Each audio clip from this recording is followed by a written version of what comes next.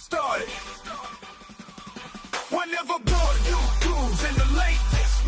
Complex and interesting, take the time out to invest in straight talk wrestling. Get the facts, get the tables. Hey guys, what's going on? It's your host, your boy George McKay, back here live behind the scenes CWF Resolution, and I am sitting down with the one and only Tessa Blanchard. Thank you for having me. I'm excited to be here. It's been about 4 or 5 years since I've been at CWF. So, and pardon, I'm losing my voice a little bit. So, it's okay. But I'm excited to be here. Thank you.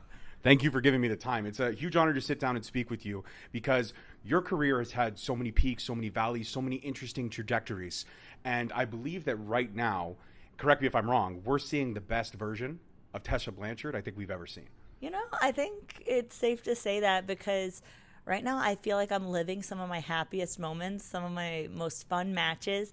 I'm primarily in Mexico with Consejo Mundial de Lucha Libre, and I'm just loving life. Like, I feel like my mindset's a lot different now. I feel like I don't really care about, you know, everyone needs to believe that I'm the best and Tessa Blanchard's the best. Like, I'm confident in what I can do in the ring, and if that's a perception, that's great. And when you are talking about who is the best women's wrestler, who's the best wrestlers in the world, I'm confident that I should be in that conversation. But right now, I'm just more focused on enjoying and being happy.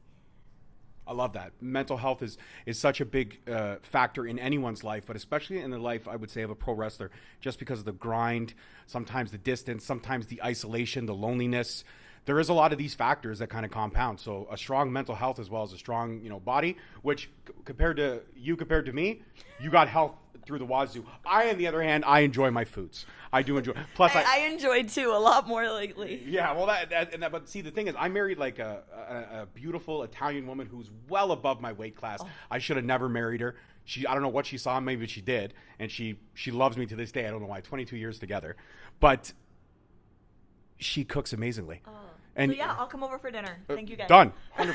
It's on camera, guys. So speaking of which, I want to talk about that because Mexico has some amazing cuisine, some of the best. And now you've been residing there for the last, few years. Talk to me about Mexico. Talk to me about what is your go-to. And don't be cliche. Don't tell me the tacos of the end. Tell me something that a lot of people don't know about. Okay, well, so I've only been living there I lived in Tijuana for 3 or 4 years. Then I moved back to the States. I've been living in Mexico City for about a month now. Before I was just traveling back and forth. I was living out of a hotel for 2 or 3 weeks at a time. And my favorite food in Mexico comes from Guadalajara, Jalisco. And it's like carne en su jugo. And it's like a soup. I guess you could say like a soup. But it's so much flavor. And you get like beef in it and bacon. Yeah. So carne en su jugo. And that's like a famous dish in Jalisco. Or tortas ahogadas. And it's like a torta, like a sandwich kind of, but it's more baguette, and it's got pork inside of it, and then it's drenched in like this salsa, and it's so good. But also, you had me at baguette. Oh, it's so good. It's crispy on the outside. Yeah. Same, and the panaderias there, like the bakeries, it's fresh every day. So I will go for conchas, which is like, I don't know how to explain. It's like a pan dulce, like a sweetbread. Yeah. And there's just so many different kinds. Like everyone in Mexico now, the fans know from interviews, I love anything from the bakery. So they will all bring me like conchas or bread to the shows. So now, like after one convivencia, like after a meet and greet, I had like 27 conchas in my hotel, and I'm like, what am I gonna do with this? You freeze it and you just take it just with you. Delicious, so good. That's what I say. I'm like, when I started in CMLL, like I was lean, like had like a 6-pack abs in the last Grand Prix, and it's been almost a year now, and I'm like, okay, what's going on? Like I don't look bad, but like, all right, I look like I've eaten a whole bakery. If you ever want tips on how to eat a whole bakery, I'm here for you. I got you. We'll do a whole show on it, whole review. Oh my God, could you imagine just a table spread out of foods? And we review all the different brands. Let's do it. Yeah, it's amazing. I'm sold. Sign me up. So CMLL, it's interesting about CMLL. I would even say even Triple A, because those two promotions over there, so much history, especially CMLL being the longest running promotion ever. Yeah. Not just in Mexico, ever. Yeah. Nobody can touch that record. Never can they touch that record. No, we're coming up on the 91st anniversary. How crazy is that? 91 years of pro wrestling. And Mexican fans, correct me if I'm wrong, are a lot like Japanese fans. They really take pride in the storytelling. They really take pride in who their heroes and their villains are. And they either love you or they hate you. When I sat down with Sam Adonis, the one thing he said to me is that If you can survive Mexico, you can wrestle anywhere. Would you stand to that statement? I would agree with that. I mean, our schedule in Consejo is pretty crazy. We have shows Friday, Saturday, Sunday, Monday, Tuesday. Wednesdays are press days and Thursdays are training. The women, we train with Ultimo Guerrero, and we're training in Arena Mexico every Thursday morning. We're running up and down the arena, like just training. And that's one thing that I've always thought was super important is always be a student. Always, it doesn't matter how long you've been in the game, always be a student.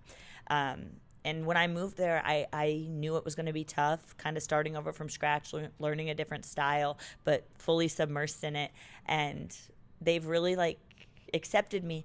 It's one place that I always say, like, me siento en casa. I feel in house. Like, I feel like I'm in home in Arena Mexico, in Mexico. Like, this country, the culture has such a place in my heart. It's an incredible feeling. It's your home away from home. Yeah, it's my home away from home, but now is my home. I love that. Absolutely love that. So I was actually telling you a story as we were walking here to the media green room, which is fantastic. Yes. By the way, CWF, they hooked me up. We like got a crazy. whole setup. Got a whole setup here. We even got catering. Yeah, that's right. We do. The chicken, the ribs. Did you try the ribs? Oh, no, I had chicken and potato. Those everything. potatoes. My God. So good. Canada, we know our potatoes. That's what we Yes. take pride on. So what we're talking as we're walking up, I was talking about, I met your dad at Chinlock anniversary show 5-6 years ago now. And it was when just on the cusp of everything with Sami Callihan, we were just building to that storyline of you becoming a heavyweight champion. And I asked him, I said, I think she can pull it off. The world was watching that whole storyline unfold. And he was like, well, yeah, if anybody can do it, it's going to be her. And like you said, he's so dry. I didn't know how to take it. I didn't know, should I laugh here or should I not? This is Tully Blanchard, okay? This is one of the OG Four Horsemen. He's the best. You don't fuck around with Tully Blanchard. And he's like, no, if anybody's going to beat me, it had to be my kid. And I was like, okay, fair. And then I just kind of snapped my picture and I just walked away and I was like, cool, Tully Blanchard didn't kill me. That's awesome. But he's such a sweetheart of a gentleman. I absolutely legend, 100%. When you hear stuff like that, and you probably heard it from him yourself. When you hear stuff like that, does it touch you that your dad is so supportive and so proud of the legacy that you've built for yourself in pro wrestling? Despite the peaks and the valleys, he's proud of you. For sure. You know, one thing I've always wanted to carry on my family legacy, carry on my family name, but create my own path at the same time. And that was always a goal of mine, but I never knew exactly what it looked like. And I always knew that I wanted to do things that women don't really do. My resume, it means a lot to me, more than a lot of other things. Like, if I can do something that hasn't been done yet, yes, I want to go do it. And getting into the storylines with the guys, wrestling the guys, switching over locker rooms. Sami and I ran an 8-month program. Like, who runs an 8-month program and people actually care? It was huge, and I learned so much working in Impact, working with that locker room. And my dad is someone he's always tough on me. But it's because he knows what it takes to be that next level, to be a star. Like, there's some things that, like the in-betweens, that you just, only some people really understand, and he's one of them. So very blessed to have advices from him and from my stepdad, Magnum. But yeah, it was always a goal to carry on my family name and do it proud, because you see a lot of generational talents who don't find that same success that their parents maybe had, or don't do it justice. And I never wanted to be like that, where, you know, like the last name, it's great. It might get your foot in the door. It might get you in front of the right people, but it doesn't take the bumps for you. It doesn't drive the miles from you. It's not going to, once you get in the ring, it doesn't really do jack shit for you. So I always wanted to work to be able to back it up. And I've always had that mentality, you know, since I was a kid. Like, it didn't matter if my mom told me to go clean my room, you know, okay, now I'm cleaning the whole upstairs and the baseboards and everything, because I want to be the best at it. Fuck the room. I'm doing the whole yeah, level, man. That's like that's my mindset. Even in school, like school project, okay, I want mine to outshine everyone's. Like, I want to be, but that's, you have the solar system that have the mechanical turn. Exactly. I hated that. Yes, but in wrestling too, like, I don't want to be good. I want to be great. I don't want to be passable. I want to be the best in the world at this. And sometimes that meant training from 6 p.m. to 8 p.m. and then after class, Cedric Alexander and I would stay until 2 or 3 in the morning training. If I talked back to George South and told him, he gave me advice and I said, I know, 50 bumps, because I knew. Oh, you know, cool. Yeah, won't say that again. No. You know, that meant, you know, on the weekends driving 21 hours to Whitehall, New York from Charlotte, North Carolina, to set up the ring and chairs and hopefully get an opportunity, sleep in my car in a Wawa parking lot and drive back home and do it again next weekend. But that was I wanted it so bad. But I'm very blessed the way that, honestly, I wouldn't change anything about the peaks, the valleys, the way my career's been. I wouldn't change anything because I'm very proud of like the woman that I am now and the wrestler that I am today and where my career is, because if anything would have been different, I might be in a different place. I might be a different person. My ego might be through the roof. Who knows? You wouldn't be sitting down with just George Mackay from Straight Talk Wrestling. Hey, but Straight Talk Wrestling is something, you know? That's true. 8 years. Hey, 8 years strong. See, there you go. Yeah. And it's something to be proud of. It's your baby. Yes. 100%. And it's been trials, tribulations, ups and downs, peaks and valleys, a lot of rejection, a lot of no's, a lot of hell no's, and finally, okay, yeah, we'll give you something. And it was actually Impact TNA that gave me that first opportunity to interview, tap into their talent. I never was able to get you at that time because obviously things had moved on. And if you're okay, I'd like to discuss that for a brief second. The dirt sheets are crazy. The dirt sheets love to talk shit. There was so many different things, so many different perceptions. And I believe the interview you had with Mike McGuire was one of the first ones where we got to see the real Tessa Blanchard. We got to hear kind of the full stories of everything that had happened. And everyone loves a comeback. Not that you're in a comeback state. You are in a state of euphoria because you're living your life now the best way and you're having fun in wrestling. And that's what it's all about at the end of the day. When it becomes a job, it's no longer fun. If you can have a job and still be fun at it, then that's when you're finding that balance. Yeah. The big companies, AEW, WWE, like I said, the dirt sheets love to talk, but nobody knows. Have you been approached? Maybe even TNA under the new banner. Have you been approached? Is there conversations, discussions? I don't know. I get it. From your smile, you're like, I can't answer this, George. I get it. Honestly, so when everything happened to me, it was really it was even like a tough topic to even talk about. I remember I was living in Tijuana at the time, and I remember some days I would wake up. I didn't even have the strength to live that day, so I would just go back to bed, and I would be in my bed all day long. There were days where I was tired about life, just because my identity was wrestling. I didn't know who I was without it, and in a matter of less than 24 hours, it was like from here to boom, from contract offers from the biggest companies, more money than I'd ever seen in my life, to nothing. To this whole storyline we had built for 8 or 9 months, to me begging the TNA office that day, like, I don't want to win it. I don't want to do this. And after I didn't go home, I went on a 27-day media tour in Mexico, where I remember we would pull over in the Uber before every interview and I would vomit. I was just puking and puking because I didn't know, like, everything. It was whiplash. I didn't know. And I was seeing and hearing, and my family, my little brother and sister, who were 14 years old at the time, were reading all these things about me that I knew wasn't me. I knew wasn't in my heart. I wasn't this person, but it didn't matter. Perception's reality, right? The truth doesn't matter. And even the real truth isn't even out there still, and it doesn't matter. But, you know, sometimes those things happen because when your feet are pretty far off the ground, when you fall hard. And that's I didn't know my identity without wrestling. And through all of that, through those ups and downs, those really hard days that I didn't know if I was going to get through, I found out who Tessa is without wrestling. I went back to college. I joined ROTC, Army ROTC. And I found out, hey, I'm good at other things too. Like, yeah, wrestling is my dream and I love it. And this is what God's put in my life. But like without wrestling, I'm going to be okay also. Like, there is a life after this. And one day if I get hurt or one day this isn't in my life, like, I'm still going to be all right because Tessa's pretty chingon without wrestling. But I've talked to some other companies, and in the time, and pretty recently, it just hasn't felt right yet to go. And one thing that I promised myself is it doesn't matter about the money. It doesn't matter anything. If it doesn't feel right, then I'm not going to do it because my happiness right now is very important to me. And why I say that is because through all the things that I went through, I developed some anxiety. And it's hard to really, it sounds so silly, I feel like, to talk about, but unless you've actually gone through or experienced like those high levels of anxiety, it's hard to really explain. But there will be some days where I just like, I'm uncomfortable in my own skin even because it just overtakes everything. And I never had that before all my ups and downs in wrestling, more so the downs. And now it's something that I deal with like quite frequently.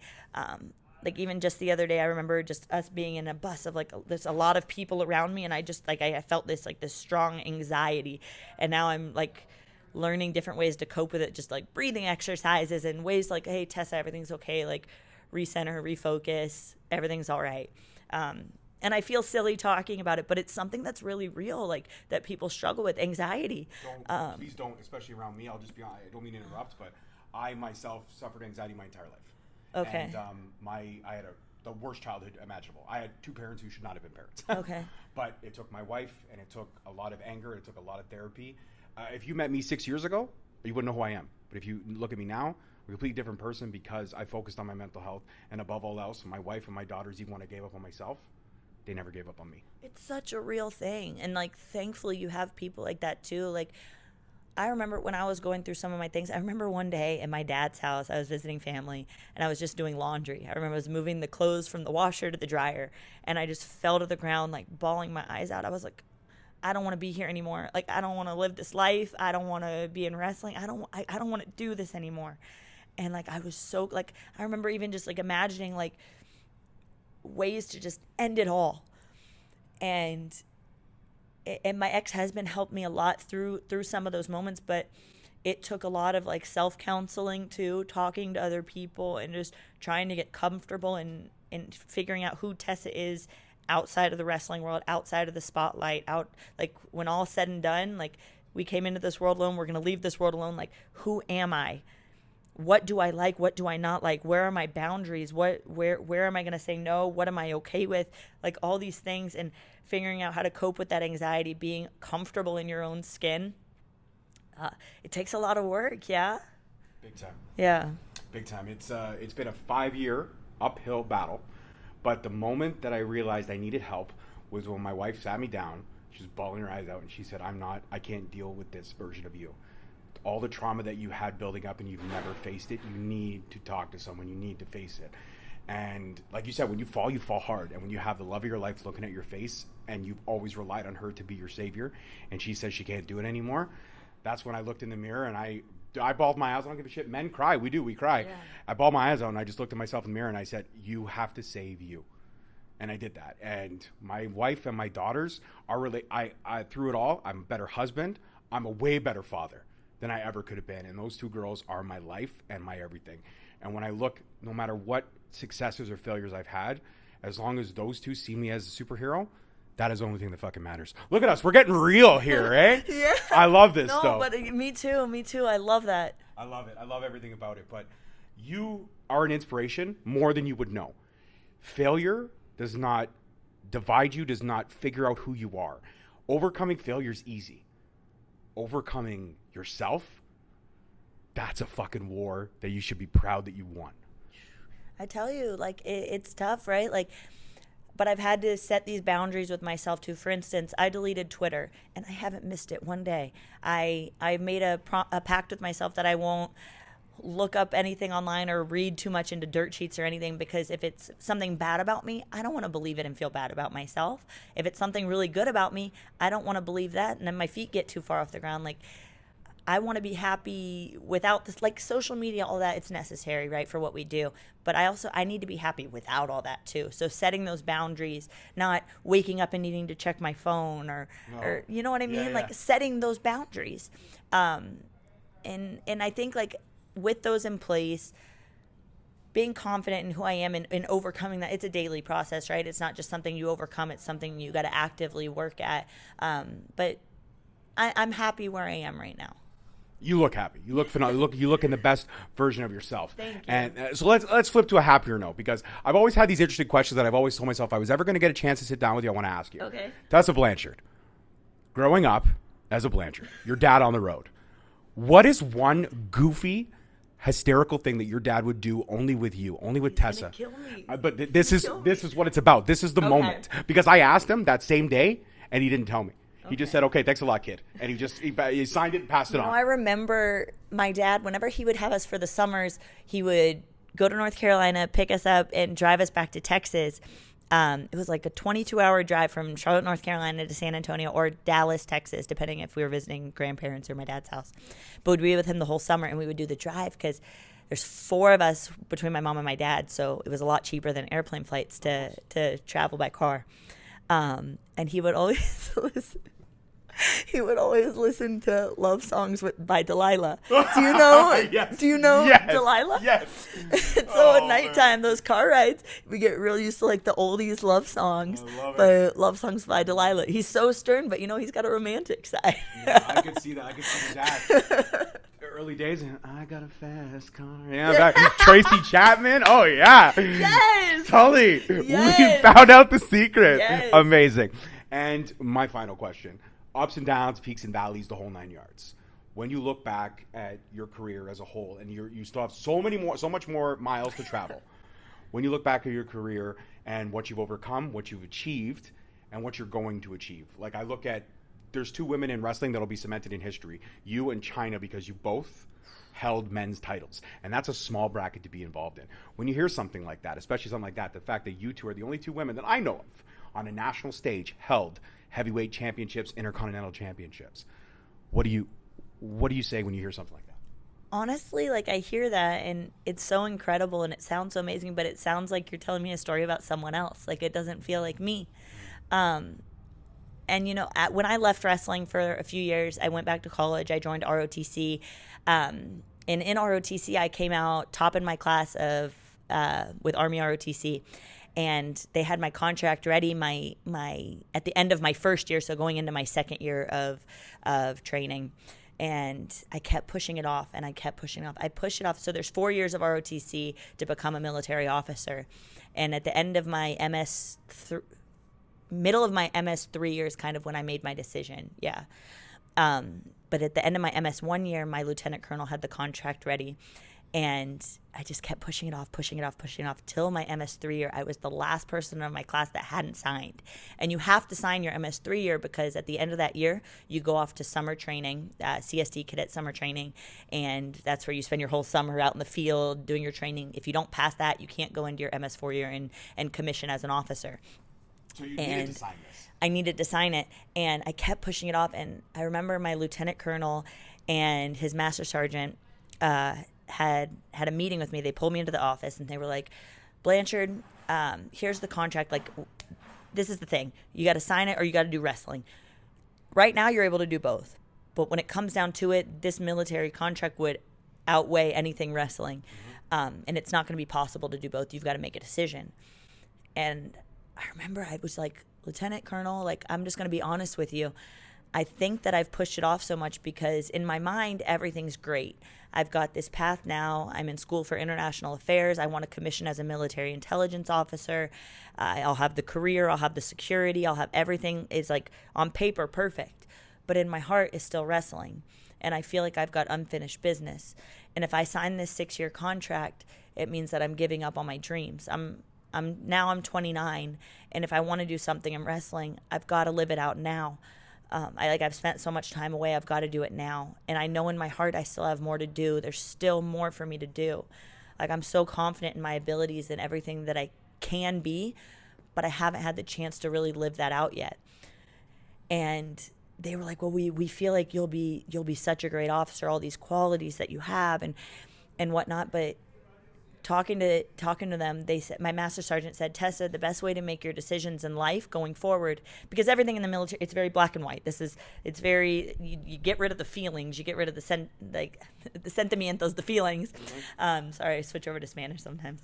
But I was like, okay, take all the feelings out of it, because I can be a very emotional person, but take all that out of it. The best way to make decisions, he said, is to mitigate regret. And that really stuck with me. I was like, okay, well, then I just need to think about it. Okay, if I sign this, am I going to regret not trying to live out wrestling? When I'm 50 years old, when I look in the mirror, and am I going to regret this decision that I made? And I thought, yes, I probably will, because I love wrestling. I can leave ROTC and still drop an OCS packet until I'm 35 years old. Wrestling right now, like, this is what's in my heart. This is what sets my soul on fire. And if I want to do something, I've got to do it now. And I know that I can do this and I can teach other people to do this in a way different, in a way that's more passionate, tell a story more passionately, more fiercely, get the people to feel something. And I know that this is what like God put in my heart for a reason. So I ended up turning down the military contract to go back to wrestling, went to Mexico, joined the Grand Prix, and hoping that, you know, something comes of it still. And I've had opportunities that come that just haven't felt right yet, and I promise, like where God guides, he provides. So if he puts something in my heart and it feels right, that's when some people, they tell you, follow God's will. What's God's will for your life? How do you know what God's will is for your life, right? Well, I asked my dad that, and he's like, well, if it makes you feel calm and it makes you feel inner peace, usually those are the things that are meant for you. If it makes you feel stress or anxiety, those are the things that usually aren't meant for you. So, and I took that to heart. If it makes me feel calm, if it makes me feel excited, that inner peace, then those are the things I'm going to chase after. If it doesn't feel right and it doesn't matter the money, because we don't even know tomorrow. You know, it doesn't matter the money or the fame or anything. If it doesn't feel right, it doesn't feel right. So that's kind of the way I make my decisions now. Mitigate regret, and then how it makes me feel. I think that's the best way to make the decisions, Yeah. and I think that's the best way to end this conversation. I could talk to you forever. You're phenomenal. I had an amazing time. I hope you had an amazing time as well. Thank you so much, yes. And before I let you go, if you could just look in the camera, give that Tessa Blanchard energy, and just say, hey, I had a cool conversation with Straight Talk. Get off your asses and subscribe, because this was fun. Hey guys, I had a great conversation with Straight Talk. Get off your asses and subscribe. She actually said it exactly the way I said it. Guys, that's it for this one. The amazing Tessa Blanchard. I Thank you appreciate so you. much. And I want to let you know you're now officially a member of the Straight Talk family. Anytime down the line we get to do this again, I'd love to have you. And I'm going to tell the wife that you said you're going to come over anytime. Pasta better be on the table. Absolutely. Peace, love, and wrestling, guys. We'll see you next week. Peace. Thank you so much for checking out our channel. If you like what you saw today, please feel free to subscribe and hit that notification bell so you never miss any of our future videos and content. Also, you could follow us on all social media platforms. On X at _Straight Talk. On Facebook and Instagram at Straight Talk Wrestling. On TikTok at Straight_Talk_Wrestling. And of course, you could follow us on Podbean,